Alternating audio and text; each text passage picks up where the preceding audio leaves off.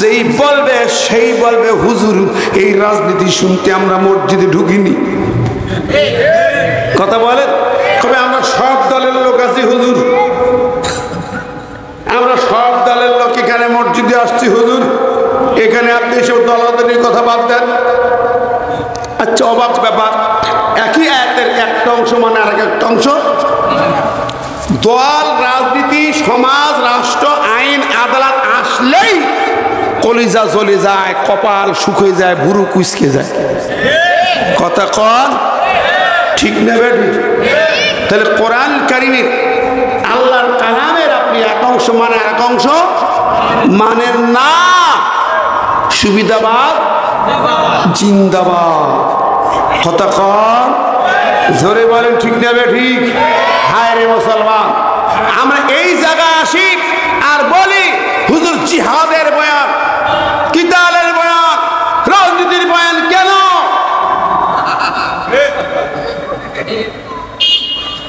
কারণটা কি? এর মূল কারণ কি বলেন তো? ও ভাইরা আমার, আপনার নবী মুহাম্মদ রাসূলুল্লাহ সাল্লাল্লাহু আলাইহি ওয়াসাল্লাম তিনি রাষ্ট্রপতি ছিলেন না? কয় বছর? 10 বছর রাষ্ট্রপতি। তার রাজনীতিটা সুন্নত নাই? ওটা সুন্নত কি? শুধু মিষ্টি খাওয়া সুন্নত, আতর মাখা সুন্নত, সুরমা মাখা সুন্নত, সব বুঝি। মিষ্টি খাওয়া সুন্নত বুঝি, কিন্তু রাজনীতি করা সুন্নতটা বুঝি না। 27টা জিহাদের সেনাপতি, জিহাদের সুন্নত বুঝি না বলেন? ও অবাক ব্যাপার, জিহাদ শব্দ দিয়ে কত মামলা দিছে, জিহাদ শব্দ দিয়ে কত মামলা, হাজার হাজার মামলা দিছে। মুসলমানের বাচ্চা পুলিশ অফিসার জিহাদ শব্দ দিয়ে মামলা দিছে। এগুলো মুসলমান না নাস্তিকের বাচ্চা? জোরে কোন ঠিক না ঠিক? অবাক হয়ে যায়, আমার কলিজায় এগুলো আঘাত করে। আমি নিজে মামলায় করে বাস্তবপতি। কোরআন শরীফের তাফসিরি কপি দিই, বই দিয়ে মামলা দেওয়া হলো, জিহাদি বই পাওয়া গেছে, উনি জিহাদ করতে আইছে, সন্ত্রাস দমন আইনে মামলা। তো ভাইরা আমার, কলিজার টুকরা ভাইরা রাগ করেন না, পুলিশ অফিসার যারা এখন আছেন রাগ করেন না, অতীতে যারা করে গেছে অপরাধগুলো শুনে নেন, এমনটি আমরা আশা করি না। ঠিক না বেঠিক? জিহাদ শব্দ দিয়ে মামলা দিলে কি হয় জানেন? কোন 127টা আয়াতের বিরুদ্ধে মামলা হয়। আল্লাহ নবীর 27টা জিহাদের সেনাপতি, নবীর জিহাদি সেনাপতির বিরুদ্ধে মামলা। আল্লাহ বললেন জিহাদ ছাড়া জান্নাত হবে না, তাহলে জান্নাতের বিরুদ্ধে তোমার মামলা। কথা বলেন, মুসলমানের সন্তান তুমি অফিসার, তোমাকে জানতে হবে, কোরআন বুঝতে হবে। এই মামলা কিভাবে দিতে পারো একবার ভেবে দেখো। নেই তোমরা কি ইতিহাসের কথা দেখেছ?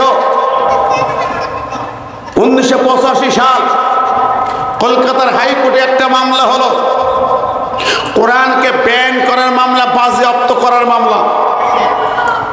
সেই মামলা 85 সাল 11ই মে, শহীদ ভাই, আমরা মিছিল করছি কোরআনের জন্য, কোরআনের পক্ষে।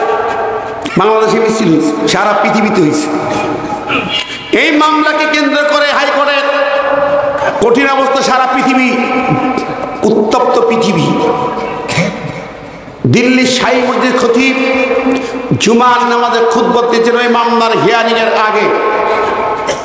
সেই জুমার দিন 11ই মে মিছিল হয়েছে। আমাদের দেশেও চাঁপাইনবাবগঞ্জে গুলি হয়, চাঁপাইনবাবগঞ্জে গুলি হয়, কি কঠিন গুলি। আরে আমার এখনো মনে মনে ভাসে এটা স্মৃতিটা। আমি এবারও চাঁপাই সদরের উপরে যে প্রোগ্রামে গেলাম, ওই গোরস্থানের শহীদ শাহাবুদ্দিন ভূমি আছে, সেই গোরস্থান কমিটির মাহফিল উপর রাজারামপুর, ওখানে যে আমি চোখের পানি রাখতে পারি নাই। কোরআনের পক্ষে মিছিল করতে নেমেছে শহীদ শীষ মোহাম্মদ, ক্লাস 9-এ পড়তে। বাড়ি থেকে মার কাছ থেকে বেঁধে নিচ্ছে, মা মা জননী আমি কোরআনের মিছিলে যাচ্ছি, আর ফিরে আসবো কিনা জানি না। শহীদরা তো নাকি ঘেরান পায়, ওরা বুঝে ফেলে। এবার মা বলছে, খোকা তুই ছোট মানুষ কি বলিস? বলছে, মা আমার জন্য দোয়া করো। মা জড়িয়ে হচ্ছে, বাবা তুই যাস না, ছোট মানুষ কি করতে যাবি তুই? বলছে কি বলো মা, কি বলতেছ? ছেলে বলছে যে পথ ধরে চলতে বলেন আল্লাহ কাদের গনি, আপনি কি মা নিষেধ করেন বলুন না আজ শুনি। যে পথ ধরে চলতে বলেন আল্লাহ কাদের গনি, আপনি কি মা নিষেধ করেন বলুন না আজ শুনি। আল কোরআনের আহ্বানেও মা, ঘর ছেড়ে কি বাহির হব না। চোখ মুছে মা চুপ করে যান, পুরায় কথা তার। একটু পরে কেঁদে বলেন হে খুদা নাও ভার। সুবহানাল্লাহ। আমার ভাইরা, শিশু মোহাম্মদকে মা জননী বুকে জড়িয়ে কপালে চুমা দি, গালে চুমা দি বলল যা, আমি আল্লাহর পথে ছেড়ে দিলাম। আল্লাহু আকবার। অসংখ্য মায়েরা বাংলাদেশের জমিনে আমার মা বোনদেরকে আমরা মঞ্চে ইগনোর করে কথা বলি। আমি বলি না এই জন্য, এই জমিনে কোরআনের জন্য অনেক মায়ের অবদান, হাজার হাজার মা বোনদের অবদান আছে যারা সন্তানকে আল্লাহর জমিনে আল্লাহর দ্বীন কায়েমের জন্য উৎসর্গ করে দিয়েছে। 5ই আগস্টের বিপ্লবের আগে হাজার হাজার মাকে আমি দেখেছি ঢাকার রাজপথে, রাস্তার ধারে মায়েরা পানি বন্টন করেছে, সন্তানকে সাথে এনেছে। 8 বছরের বাচ্চা বাড়ি রাখতে পারে না, রাজপথে নেমে এসেছে, পুলিশকে বক্সিং মেরেছে ছেলে। দেখেননি 8 বছরের ছেলে। হাজার হাজার মা জননী রাজপথে এসেছে, মিছিল গুলি হয়, মায়েরা পাশে দোকানে সিজদায় পড়ে কেঁদেছে। অসংখ্য মা কেঁদেছে চোখের পানি দিয়ে, আল্লাহ তুমি দয়া করো, এই বাচ্চাদেরকে হেফাজত করো, এদের রক্তের বিনিময়ে বাংলা জমিন থেকে আবু সাহেবটাকে বিদায় করে দাও। হাজার হাজার মা কেঁদেছে। আমার ভাইয়েরা, আমি বলি 5ই আগস্টের চেতনা শুধু ওই রকম না, আমার কাছে 3টি চেতনা। কয়টা? 3টি চেতনা। আমার বন্ধুরা নাকি কষ্ট পাচ্ছে, কথা বুঝতে অসুবিধা হয়, মাইকে সমস্যা, সব শোনা যায়। আমার ভাইরা, ওই মিছিলে গুলি হয়। শিশু মোহাম্মদ জুমার নামাজের পরে মিছিলের সামনে হাজির ম্যাজিস্ট্রেট ওহিদুজ্জামান মোল্লা, কুখ্যাত শয়তান, মুসলিম নামের কলঙ্ক কুলাঙ্গার, কোরআনের মিছিলে গুলি চালানোর অর্ডার দেয়। ওই গুলিতে 7টা পাখির মতো তাজা প্রাণ পড়ে যায়, শহীদ হয়ে যাও। ও আমার ভাইরা, রক্ত ঝরল চাপায়, হিট করলো কলকাতায়, সারা পৃথিবীতে। ওদিকে একই দিন জুমার নামাজি কলকাতা থেকে সাইমুদে খতিব আব্দুল্লাহ বুখারী হুঙ্কার দিয়ে বললেন, ভারতের সরকার তোমার কোর্টকে থামাও, বিচারপতিকে থামিয়ে দাও।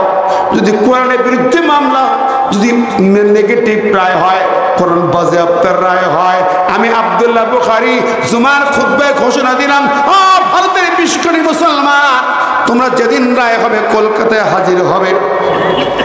এই ভারত মুসলমানদের, ভারত 20 কোটি মুসলমানদের কলিজা কোরআন, এখানে আঘাত যদি দেয়া হয়, আমি ইমাম সেখানে হাজির থাকবো। তোমার বিচারপতিকে বের হতে দেব না। তার কণ্ঠনালী আমি বাম হাত দিয়া ধরে তার কণ্ঠনালী ছিঁড়ে মাটির নিচে পা দিয়ে পুঁতে ফেলতে চাই। জোরে কেন আল্লাহু আকবার। এর নাম ইমাম, এর নাম তো ইমাম। আর আজকে ইমামরা তো সব গোলাম, বেশিরভাগ, সবাই না, গোলাম বেশিরভাগ। কথা বলেন, বেশিরভাগ গোলাম চাকর। 23 সালে একদল ইমামরা ঢাকায় গেল ইমাম সম্মেলনে, এই 2 বছর আগে, 1.5 বছর আগে। ওই খুনি ডাইনি দেবীকে এরা বলল কি, আরে বাবারে হযরতে আল্লামা শাহ সুফি শেখ হাসিনা জান্নাত।